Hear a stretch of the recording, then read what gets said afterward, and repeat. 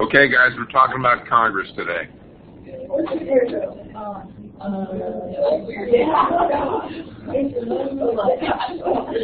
Let's go. We got to get done. Please remember that next week we will be starting Chapter 11 on the presidency, and it's important that you read the chapter by Tuesday. As you know, I'm a lot smarter when you've read the chapter before we talk about the topic. So I want to try to finish on Congress today. I probably won't, but I'll get close. And if you have questions, interrupt me and raise them. So congressmen and senators have to run for election or re-election. Campaigns are very expensive. The larger the state and the larger the media market and the more competitive the race is, the more expensive they are. Most candidates have to win nomination through a direct primary if, in fact, they have any competition from their own party.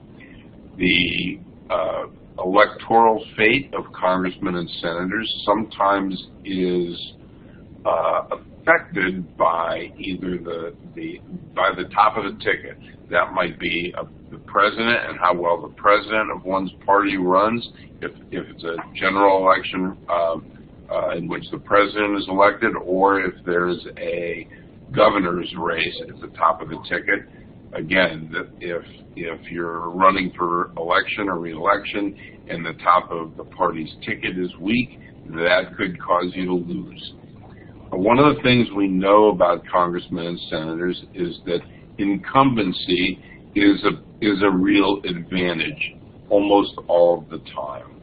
Incumbency simply means that you are a congressman or senator who has been elected and is now sitting in either the House or the Senate. People who are already in the Congress have fundraising advantages. They have name recognition advantages. They have some kind of political base in their district or state. They have the advantages of office, which include patronage and franking. And I don't know, when I was a kid, my uncle took me to Washington and we, met one of the congressmen from Ohio, one of the less distinguished congressmen from Ohio, I might add. And also, if you're in office, you have the opportunity to affect legislation and to get some kind of benefit or quote-unquote port for your district or state.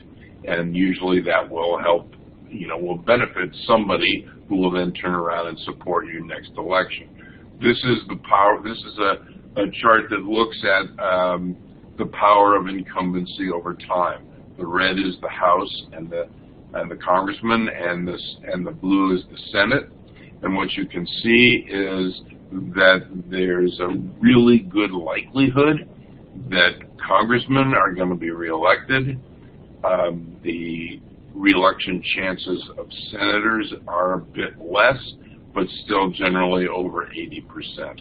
It should be noted, however, that one of the reasons these numbers are high is because congressmen or senators who are in real political trouble sometimes decide not to run for re-election. So what does Congress do? What do congresspersons and senators do? Well, first of all, there are different theories of representation. Members of Congress are elected by people in their districts and states. The trustee view of representation says, you elected me, citizens, and one of the reasons you elected me is to exercise my best judgment, and that's what I'm going to do. If you don't think my best judgment is very good or you disagree with it, you can vote me out of office. The delegate view of representation says, look, you elected me to be your representative, and therefore, when I can see what it is my constituents want, that's the way I'm going to vote. Even though there may be countervailing or opposing forces that suggest I should vote a different way, I'm going to represent what I think my constituents want. And then there's a kind of a political view which says I'm going to vote in a way that essentially is to my political advantage as a member of Congress. So what do congressmen and senators do? As we've already indicated, the first thing they do is tax and spend. They raise money and they spend money on various programs and government services. They legislate or pass laws. They don't act lately, as you know. They've not been doing this very often. Legislation involves compromise. This Congress has not been good at that. And log rolling. What is log rolling? Log rolling is a controversial practice in the Congress. And I'm going to give you a description of it. Let's say you have two members of the House of Representatives, and they come from different districts, obviously, and they have different constituencies. Their districts are different, and their political views are different. But congressmen and senators invariably care about some issues more than others. And log rolling, simply put, is vote trading. I will vote to support something you want, and parenthetically, that I don't care too much about, or that won't get me in any kind of trouble if I vote along with you. And in turn, on something that's a high priority for me, you will vote in agreement with and support my position. So it's vote trading. And one might argue that this is really unprincipled.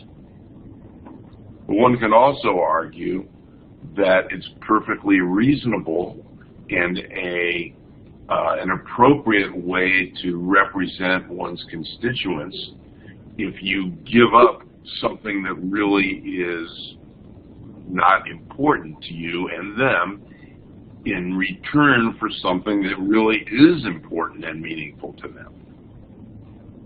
And earmarks are an example of this kind of thing. Earmarks are specific, very targeted services, benefits, programs that go to one state or one district or another. So in more common sense daily terms, let me give you another example of log rolling. My father used to say to me, look, if it really doesn't cost you anything to help people, help them. And log rolling is kind of the same thing. If it really doesn't matter much to you, it really doesn't cost you anything politically, why not help somebody else out if in return you can get a meaningful benefit for your constituents? So log rolling generally has a negative connotation. Compromise right now is not in favor, but nonetheless, it seems to me a perfectly reasonable way for legislators to conduct at least a portion of their business.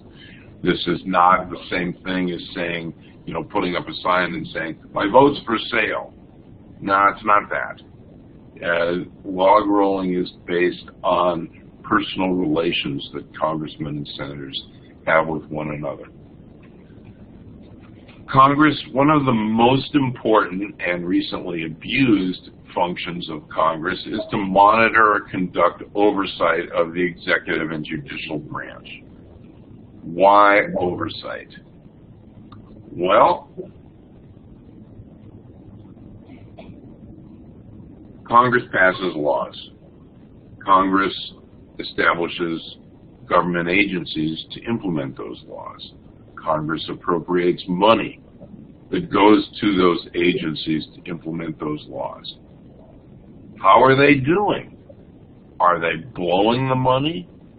Are they using it wisely? Do the programs work? Or are they like segments of the Secret Service that ended up using apparently government funds to spend some evenings in Colombia, the state of Colombia, the nation of Colombia, with prostitutes. So the Congress needs to oversee how programs are operating and whether money is being spent effectively. This is a difficult, very, very, very difficult task, oversight. And the reason it's so difficult is Congress has many functions to perform and a limited capability in terms of personnel and staff. And the executive branch of the federal government is, by comparison, huge. And the number of laws and programs that have to be administered by the executive branch are many. And so Congress doesn't really have the resources or capacity to exercise the oversight function in much more than a symbolic way. Contrast that with where oversight can work very effectively. Let's say probably some of you have get an allowance from your parents. Let's say I give my 14-year-old daughter $20 a week allowance. Is that high or low? High. Okay.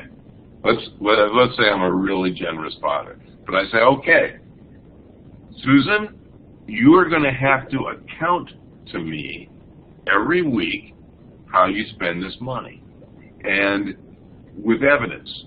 And if I don't like the way you're spending the money, I'm going to reduce your allowance. Okay? That is strict oversight. And I have the capability to do that. Once a week, you have to, Sunday night, you have to come in, you have to show me your receipts. Congress doesn't have that kind of power. Doesn't have the resources to do that for every program, service, and agency in the executive branch. Congress tries to resolve conflict. Unfortunately, this current Congress and the ones before that have usually been a source of conflict and have been unable more often than not to resolve it, as we'll see at the end of this presentation, which may be not today. One thing that takes up a lot of time is service to constituents. We call it constituency service. People in your district, people in your state have problems. They need your help. They need your help. Maybe it's a small business loan. Maybe it's a problem with Social Security or Medicare or unemployment insurance, whatever it is. People come to congressmen and senators. I've got this problem with a federal agency. Help me solve this problem. I have tried. I can't. And lastly, and Congress isn't very good at this either, public education, where although it does have a wonderful website, Thomas, that you might want to use for your Lilly Ledbetter legislation paper. How is Congress organized? You might be shocked, I doubt it, to know that Congress is organized in a really schizophrenic way. There are, put more gently, there are conflicting forces and forms of organization, contradictory forms of organization in the Congress of the United States. Of course, this starts with the framers because they created two bodies rather than a unicameral legislative body. So what do we need to know? First of all, the House and the Senate organize themselves and create their own rules and structures. Very little of the rules and structures of the House and Senate can be found in the Constitution. They create themselves. They create their structures, they create their agencies, they create their staffs, they create their rules. And they can change them. Now, congressional organization is contradictory. And there are three main points here, and if you get these points, it'll help you understand Congress a lot. There is a centralizing force, and I'm not arguing for or against, I'm simply trying to describe here. There's a centralizing force in the Congress of the United States, and that centralizing force is party control and party leadership. In the House and in the Senate, the majority party in each organizes and controls to a significant degree that body. Political party drives everything. If you're in the minority party, you do not chair a committee, you do not chair a subcommittee, you do not get a good office. The party that is the majority and the party leadership determines a lot of what happens in the House and in the Senate. However, there is also in the House and in the Senate, as we'll see later, a committee system. And the committee system decentralizes power. Why? Because party control rests in the hands of 2 or 3 people. The House and the Senate, on the other hand, have, double-digit committees. Maybe, depending on this congressional session, 14, 15, 16, 17 different committees. And the committees have subcommittees. Why does this matter? It matters because each committee and each subcommittee has to have a chairperson from the majority party in the body, whether it's the House or the Senate. And this is where individual congressmen and senators get much of their power in the House and in the Senate. Because if I'm chair of a House committee, I'm going to have a significant amount of control over legislation that comes out of that committee. If I'm against it, it probably won't happen. Put differently, as a chairman of a committee or subcommittee, I can do my colleagues on the committee favors. Congressman so-and-so, you'd like to have this provision in the legislation that we're considering. Well, I can do that, but, it's a quid pro quo here. I get something back. All right, so you do favors for people. You help out your colleagues, especially if your colleagues are the same political party as you, because you want them to get reelected. The third force in the organization of Congress has been weakening for some years. And those are informal norms. Norms are customs, practices, habits, not written down anywhere, but which are kind of understood amongst the colleagues, the members in the House and in the Senate. Some examples of legislative norms are hard work and specialization. Why hard work? Because in theory, if you want to talk about a legislative issue or a policy issue, you really ought to have some expertise about it. You really ought to know about it. You ought to know more than other people in the Congress. And of course, congressmen and senators are assigned, we'll talk about this a bit later, are given committee assignments by the party leadership.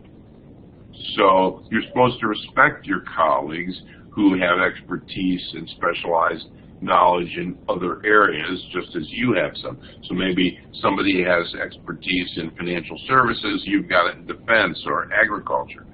So the idea is, at least in the House especially, you work within your expertise. Increasingly, we have congressmen and senators talking about things that they don't know anything about or don't have any expertise in or any relevant committee assignment.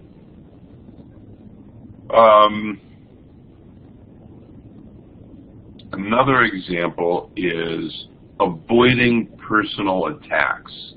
Put more positively, saying nice things about people. The quintessential example of this is when, in the United States Senate, for example, it's understood that, well, one example of a norm is you don't really, if you're in the Senate, you don't really mention the other body, the House of Representatives. And another example of a norm in the Senate is we don't speak ill of our fellow senators. And generally, although this is being violated more and more, we don't campaign against fellow senators, even those of the other party, when they're up for re-election. That one is being violated all the time now. But going back to we don't speak ill, if you watch, I'm sure you all watch C-SPAN, 6 hours a day, and watch the Senate in operation. But an example of this kind of thing is a senator will be talking on the floor of the Senate, and he will say, as my esteemed colleague from the state of Arizona has observed, and the person the senator who's saying this might hate that person's guts.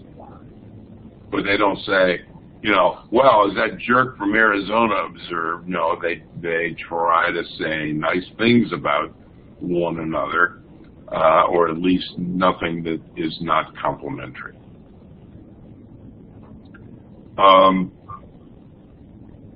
Congress is organized to generate legislative processes and budget processes. These are two different things, as we will see. Congress has also become institutionalized.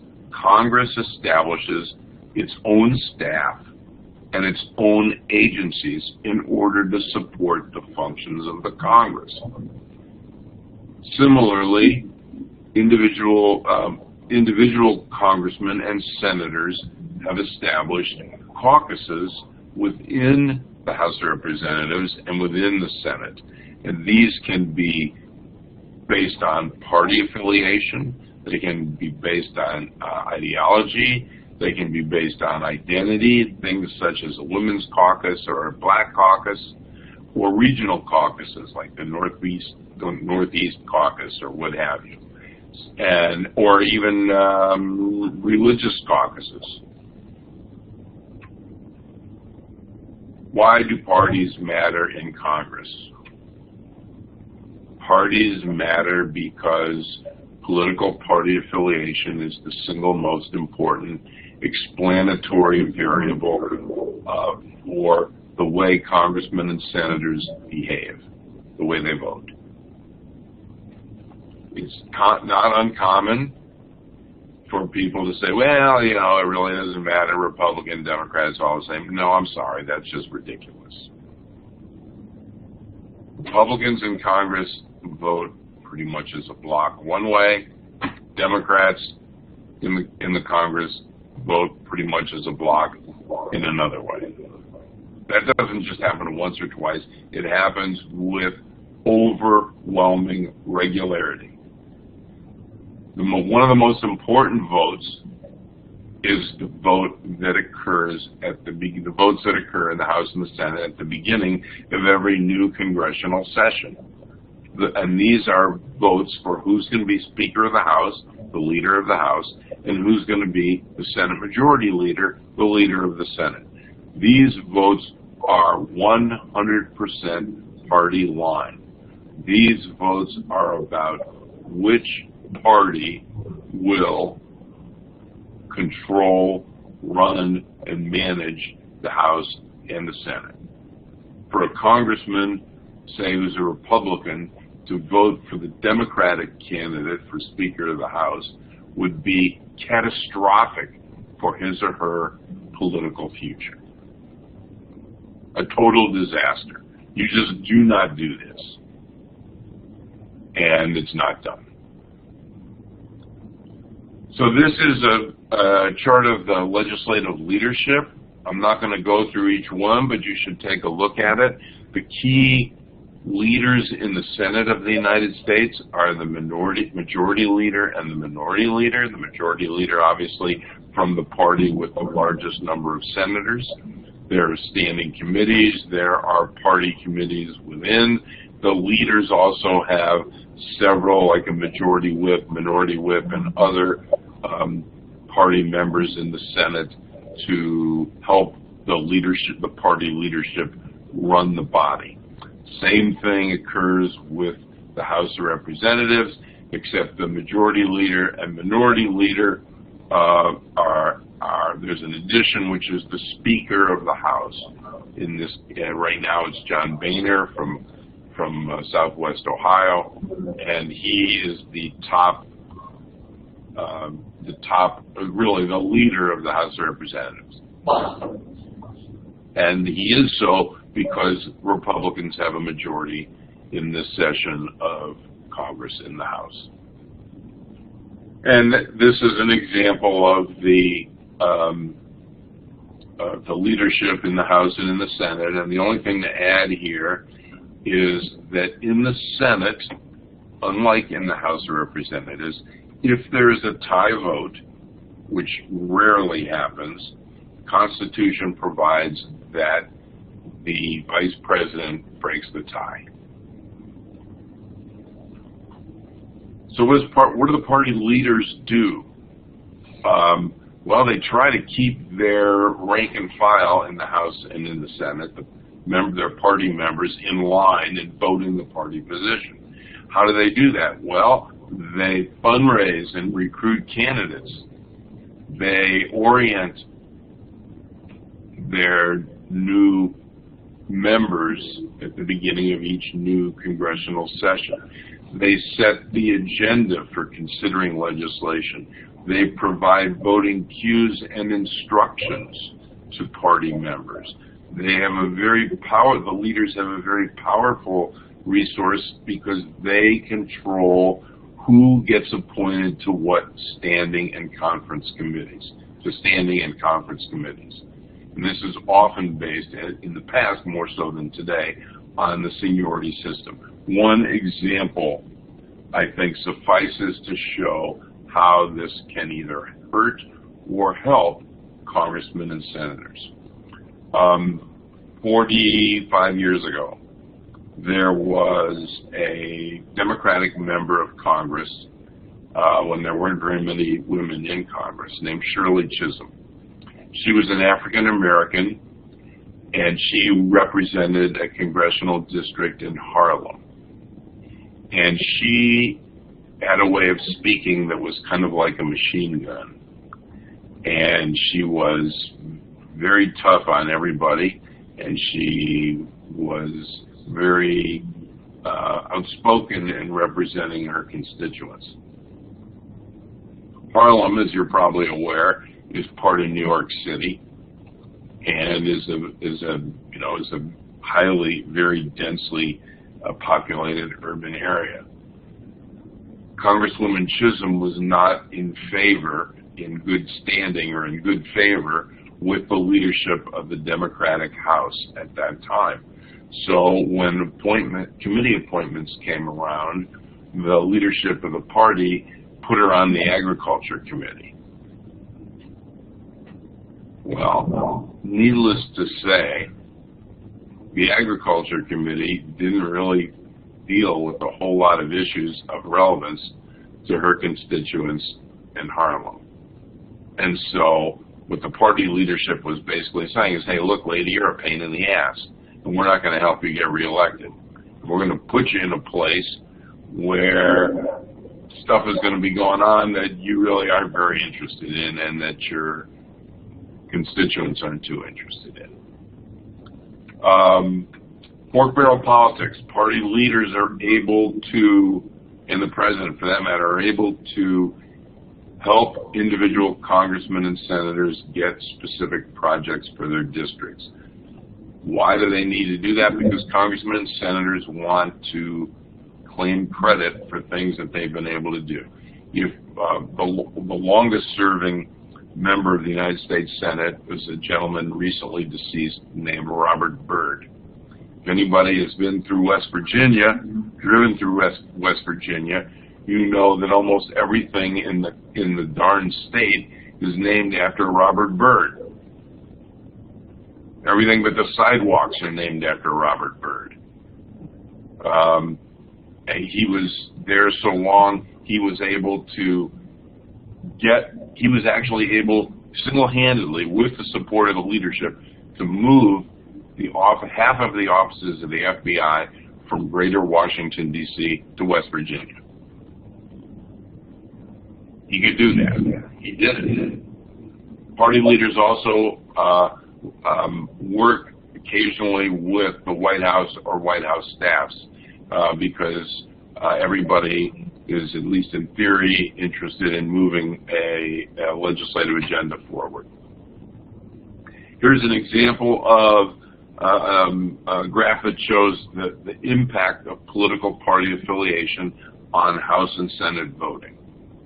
What this indicates is that, at least in 2008, all members of the House and Senate voted more than 80% with their party, more than 80%, and in the case of House Democrats, more than 90%. Okay, so party organizes, centralizes power in the Congress. Committees fragment and decentralize power.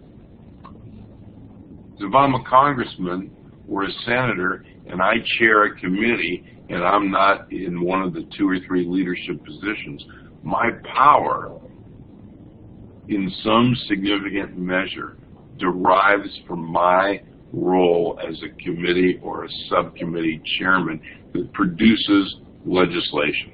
That's what committees are designed, at least in theory, to do.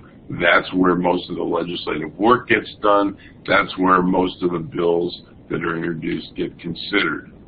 But the committee system also creates policy specialization and silos. A silo is where you deal with a certain set of policy issues and not many, many, many others.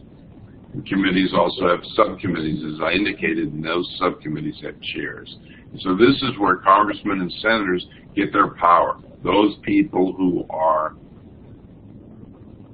subcommittee and committee chairs get power from those positions, and in both the House and the Senate, I misspelled subcommittee there, have limits to how many committees and subcommittees they can chair. So, committees distribute power amongst members of Congress. The committees are influential because they are specialized, they have certain kinds of expertise, they have jurisdiction over selected policy areas, and they have procedural advantages over the legislation that comes out of their committee. And there are a number of different kinds of congressional committees, both in the House and the Senate. I'm not going to describe all of them now, but we will get to them as we continue with the presentation. I will describe some. First of all, standing committees. These are the committees that do the bulk of the legislative work and the monitoring or oversight. They propose legislation. They research, in theory, legislation, and they write it sometimes. There are select committees. These are special committees that are not permanent but exist to deal with a specific problem or issue. Joint committees, as the word suggests, are joint committees which include members of both bodies, the House and the Senate, where standing committees only include members of the House on the one hand or Senate on the other. Conference committees are special ad hoc committees that are appointed by the party leadership in each body, designed to reconcile different versions of a piece of legislation that come out of the House and the Senate. And unlike the Senate, the House has what's called a Rules Committee, which is a gatekeeper and is uniquely powerful in that what that Rules Committee does is establish rules for legislation, rules for considering legislation on the floor, rules for amendment, rules for speaking on the floor in terms of time. And so, for example, if the House Rules Committee, which is a procedural rather than a substantive committee, if the House Rules Committee really hates a bill, it can say, okay, you can have 1,000 amendments to this bill. Well, what they're really saying is, we're going to make this process so uncomfortable and drawn out that the bill is never going to pass. Whereas the House Rules Committee can also say, there are no amendments that are allowed to this legislation. You vote it up or down, that's it. You talk for 3 hours, that's it. So there's wide discretion for the House Rules Committee as to what kind of rule it attaches to legislation. So the power of committees includes they do a lot of work, they have specialized expertise, and they control the flow of legislation to the floor to some degree. These are examples of the standing committees in the current Congress. Some committees are more powerful than others. In the House, I would point to the Budget Committee and potentially the Rules Committee and the Ways and Means Committee and the Appropriations Committees. Most of those committees, with the exception of Rules, deal with money. In the Senate, the Budget Committee, Foreign Relations Committee, the Judiciary Committee are among the most prestigious and important. And congressmen and senators want to get committee appointments that help them get reelected and that help them get reelected, help them get the spotlight so they can campaign for another position later on, or help them deliver some kind of benefits to their constituents. But again, keep in mind, those committees can change from one congressional session to the next. So what does the legislative process look like? Major party leaders, majority party leaders in the House and in the Senate, respectively, refer legislation that's introduced by members to committees. Not all committees are the same. Many pieces of legislation can begin in one or more, usually more than one committee. If party leaders don't like a proposed bill, they can send it, and often do, to a committee that will not deal with it. In other words, party leaders can bury legislation, all right, by simply sending it to an unfriendly place. In committees, bills are written and considered. Bills can be written by members of the or agencies in the executive branch. They can be written by interest groups and/or by committee staff and subcommittees. So a number of different actors, both within and outside the government, can write legislation and get congressmen and senators to introduce it. Each law begins as a bill. The Constitution provides, and this is important, that revenue or money bills must start in the House of Representatives, and they usually go to the House Ways and Means Committee. That makes that committee powerful and prestigious. Similarly, in the Senate, the majority leader can determine where a bill goes. A conference committee is a committee that is an ad hoc committee appointed by the majority and minority leaders in the House and in the Senate to reconcile differing versions of the same law in the House and in the Senate. One of the things you need to understand is that in order for a bill to become a law, it must be passed in the exact same language in the House and in the Senate. If the House and the Senate cannot agree to the exact same language in a piece of legislation, it dies. And more than 90% of the bills in this Congress is probably closer to 100% of the bills die in committee. So what do committees do? They can hold hearings. They can exercise oversight.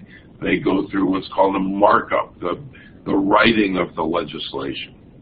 They then report bills to the floor, and the majority leadership in the House and in the Senate takes those bills and can either put them on the calendar, sometime in the congressional session, or they can take them out behind the barn and shoot them.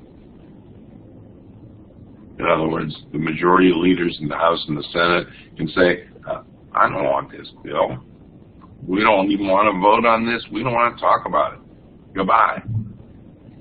Flush it. But the Committee on Rules in the House can do the same thing. In the Senate, there's a little greater consultation normally between the majority and minority leader in terms of scheduling the flow of legislation. So, legislation generally must pass with a majority vote on the House floor. And in the Senate, because of the filibuster, passing a bill often requires 60% of the Senate to first agree to vote. In other words, to break a filibuster through cloture. Once a bill is passed the House, as we said, the two chambers may have different versions of the legislation, and then special conference committees of party leaders on both sides of the aisle, who have, especially those who have expertise in the specific legislative area, get appointed to a conference committee to try to iron out the differences. After the conference committee reaches an agreement, assuming it can, of one piece of legislation that's identical, the conference committee sends the legislation that's been agreed upon back to the House and back to the Senate, and each of them must approve the new revised bill as written. If they don't do that, the bill dies. This chart and the next one give you some idea of how a bill becomes a law. It, suffice it to say, is a long, drawn-out, fragmented process that is affected a lot by party differences. How do you overcome those differences? One way is, log rolling. One way is finding enough benefits to individual congressmen and senators that they'll go along with it. I'm going to stop right here. It's 10 minutes till 8 because the next issue is really, really important. And I'm just going to say one thing about it, and then we'll pick up next time.